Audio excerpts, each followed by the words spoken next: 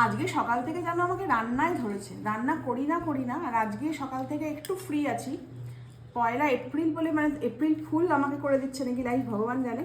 তো আজকে সকাল থেকে শুধু রান্নাই করছি।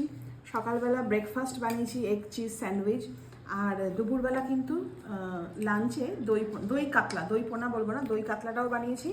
আর এখানে বানিয়েছি হচ্ছে মাছের ডিমের বড়া। দাও। মাছের ডিমের বড়া তুমি খাও। কুনাল মা আগে আমি খেতে, খাই। এখন খায় না, কুনাল খেতে চায় না। কুনালদের জন্য রয়েছে হচ্ছে ঢ্যাঁড়সের ঝাল, আর দেখিয়ে দিলাম দই কাতলা।